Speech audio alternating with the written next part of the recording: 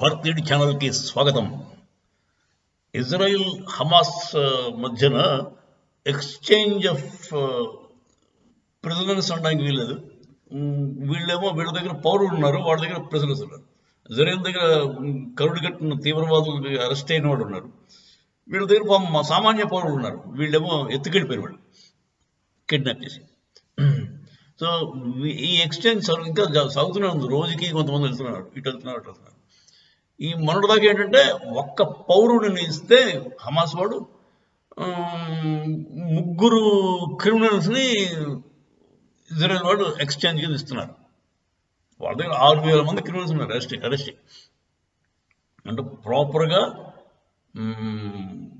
Judgement అయ్యి degree అయ్యి sentence పడిపోయిన క్రిమినల్స్, అంటే టెర్రరిస్ట్ క్రైమ్స్ చేసినవాడు, టెర్రరిస్ట్ రిలేటెడ్ క్రైమ్స్ చేసినవాడు. అలాంటి వాడు 6,000 మంది ఉన్నారు ఇజ్రాయెల్.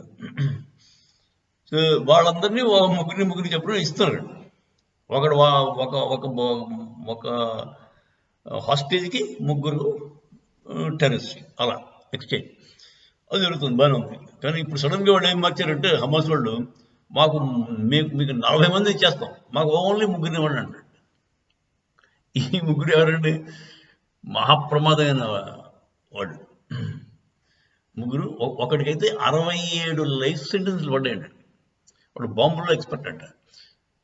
67 యావజ్జీవ కారాగార శిక్షలు పడ్డాడికి, అంటే 67 సార్లు బతికి చావాలండి.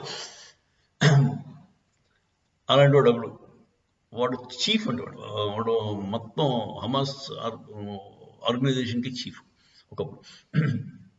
వాడు బయటికి వస్తే ఇంకా చాలు వీళ్ళకి.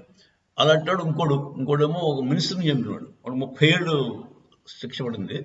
2001లో ఇజ్రాయెల్ మినిస్టర్ని చంపాడు, దొరికిపోతే వాడు 2039 దాకా వాడి శిక్ష నడుస్తుంది. వాడు కాదు.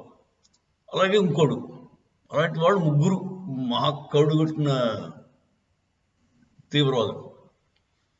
వీళ్ళు చేస్తే 40 మంది కదా, వాళ్ళు ఎంతమంది చేస్తారు. చాలు అండి. ఇజ్రాయెల్ని ఇంకో 50 ఏళ్ళ పాటు ఏడిపించవచ్చు ఈ ఎదవలు వస్తే బయటికి. కానీ దానికి ఏదో చిన్న ఐడియా ఉంటుందండి. నాకు తట్టిన ఐడియా ఏంటంటే, ఇజ్రాయెల్ వాళ్ళు టెక్నాలజీ వాడి వాళ్ళలో చిన్న ఏదో ఇన్సర్ట్ చేయాలి, సమ్ బ్యాక్టీరియా సంథింగ్. వాళ్ళు కరెక్ట్ జాగ్రత్తగా వాళ్ళు ఇచ్చేసి 40 మంది తెచ్చుకోవాలి. తెచ్చుకున్నాక వాడు ఒక 5-6-10 రోజులు అవగానే టప్పని పోతానమాట. అలాంటిది ఏదో చేస్తే మనకి వ్రతం చెడిన ఫలం దక్కుతుంది అని నా ఉద్దేశం. ఆ మాత్రం ఆలోచిస్తారు కంటే ఇజ్రాయెల్ వాళ్ళు మహామేధావులు, మనకంటే తెలియని వాళ్ళు, వాళ్ళకి చెప్పక్కర్లేదు. సో చూద్దాం ఏం జరుగుతుందో చూద్దాం. జై హింద్.